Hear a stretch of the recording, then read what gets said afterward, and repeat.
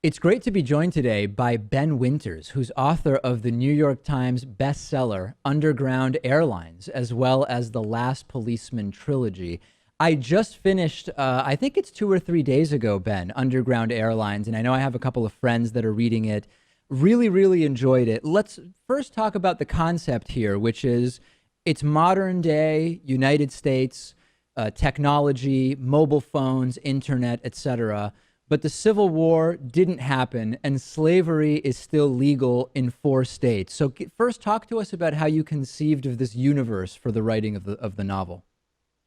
Well, there are two things. I mean, the idea for the book, I think, came from my own sort of shock and horror, as I think a lot of Americans share most, with the continuing string of police violence, sort of incidents in which African Americans were being shot and killed, and and the underlying inequality underneath that.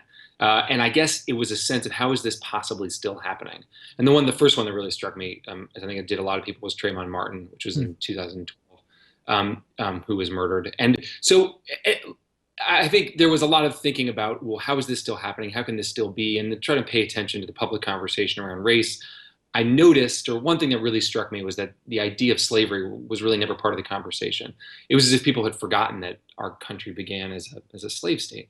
Not some people, but a lot of people. And it seemed important to me to be thinking about all the ways that the institutions and attitudes that began in the time of slavery are still with us and are still sort of shadowing contemporary society. So I guess from there it was taking that figurative idea of, like, in a way, slavery is still with us, and making it literal. Slavery is still with us, When you and were using that as starting to put together the story arc, did yeah. you, and I've interviewed different fiction authors who have very, very different answers to this. Did you have more of a sense of sort of some of the elements that you wanted to be part of the sort of social message? Were you more initially thinking of what the story arc would be, and then you would fill in the universe as it sort of made sense? Did you start with an outline? Did you just start writing chapter one? I mean, what was your process?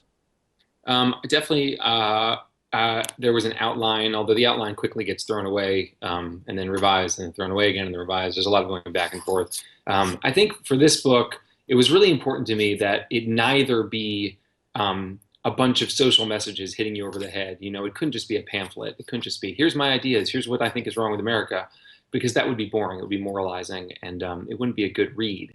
But at the same time, it was super important to me that the book not just be a thriller set in a high concept version of America, that the moral force of the book was always in place. So I was kind of walking that line the whole time of saying, how can I make this book maximally interesting, maximally engrossing as a thriller, as a mystery novel, while at the same time using it as a way to think about the world, to use this alternate version of America as a way of thinking about real America. That was interesting to me in the sense that while as you read it, there's much you can sort of deduce and speculate about what message you're trying to send about America today. But one of the most interesting overarching ideas I came away with, and I don't know if this was something deliberate or not that you wanted to have people come away with from reading the book, is the idea that we often think today in 2016 there really is no other way that things could be right now. This is sort of this is the obvious way that history would have progressed. And in reading a lot of historical nonfiction, one of the main points that I've come away with, and your book sort of strengthened it, is that the way things are now really happened by chance, and it could have just as easily gone completely differently if any number of small differences had existed in history. Is that sort of a deliberate impression you're trying to give, or did I come up with that sort of on my own?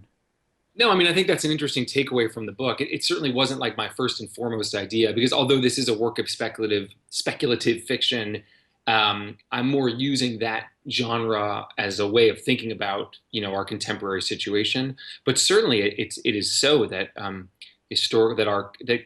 contemporary reality is always the result of these contingencies, of these extremely happenstance, turns of, these things that happen, that who knows what would have happened if Lincoln really was assassinated earlier, or if he was never assassinated. Like, how might Reconstruction have gone differently if Lincoln had lived? Or, World War I was started by this chance of this one political assassination, But then you think, well, but if these forces were going to collide, they were going to collide eventually anyway. Really interesting. People love to talk about the Civil War, and people say, well, it was really a waste of life because slavery eventually would have withered away anyway. And that, I think, is one thing that I'm definitely poking at with this novel, and trying to think about the ways that, in fact, slavery might very well have continued, maybe if not until the present day, certainly for a lot longer than people like to think, because of the forces that were sort of aligned behind it. So, yeah, it's an interesting thing to think about, all the ways that we get to where we are. I want to talk to you about some of the reactions that you may or may not have received to the book. And the sort of context for these questions is that when I've sometimes done commentaries about anything from Black Lives Matter to other topics of sort of national newsworthiness, sometimes my identity has been used as a way to sort of dismiss my perspective, right? How could I possibly be in a position to comment on issue A, B, or C because of my perceived white male identity? The main character in your book is black, and of course we're talking here about an alternate history that includes slavery for much longer than we had it in the real world. Have you received any critiques because you, as a white guy, someone felt you were not the right person to be writing this story? Oh, sure. Oh, yeah.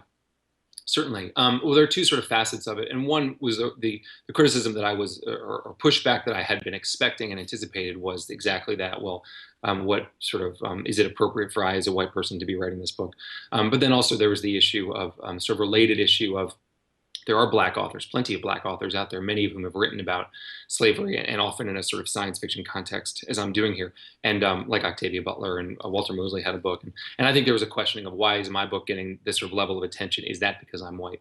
And, I tried to, and I continue to try to, like, look at those criticisms honestly and respectfully, and answer them as forthrightly as I can. Hmm. Because I think that is the only appropriate role for a white person who is trying to engage with race. It's tough because I think that as white people, we have not only a responsibility, but a high responsibility, a high level of responsibility to think about racial discrimination and inequality, and to engage with it, which to my mind means reckoning with the history of slavery. And though I obviously did not hold slaves, and my ancestors didn't happen to be here and hold slaves, by the fact that I am white, I have enjoyed, consciously or not, privilege throughout my life in this country. The privilege that comes from the discrimination against other people. So that puts me in a position where it is beholden upon me to engage with these issues and to think about them, and to struggle for racial equality. And that may put me in a position where people say, "Who do you think you are? Why are you inserting yourself in this conversation?" Hmm. And my answer to that is, this is our conversation to have, not us as white people, but us as Americans, black and white. And I think we have to be able to all engage with it. So that's as far as sort of your identity, and that's interesting. What about as far as the concept of the story and the way in which you've chosen to say, if history had gone differently? Have you heard from anybody who says, I sort of find the idea, the concept, the universe you've created to be either offensive or insensitive in some way? No. I mean, I'm sure there are people who have found it to be sort of shocking and upsetting, Hmm. but I think that, because unfortunately the universe that I portray in the book is in so many ways tragically similar to the universe that we actually inhabit. I don't think that people were like, how could he possibly have thought of this? I think, unfortunately, most people were like, God, that's really uncomfortable, because, like, the hero in my book is pulled over and body searched because he's black. Well, guess what? That happens all the time. My hero in the book has to carry his papers with him because his papers are going to be checked. I mean, like, we have people now struggling to make sure that black people can't vote because they don't have the proper kind of ID. Hmm. Like, we live in a world that is not nearly far enough away from the world of the America that I describe in this novel. And I think that is what is unsettling to people, not some idea of, well, what does this guy think? Does he want there to be slavery? I don't think you would have to really bend over backwards to think that I, as the author, am arguing that this would be a better, reality. I think it's fairly self-evidently a critique, or a way of thinking about where we actually are. I will remind you, we've been speaking about the New York Times bestseller Underground Airlines. We've been speaking with the book's author, Ben Winters, who is also author of the Last Policeman trilogy. Ben, thanks so much for talking to me. Really enjoyed the book, and it's been a pleasure speaking with you. Pleasure. Thanks a lot for your time, David.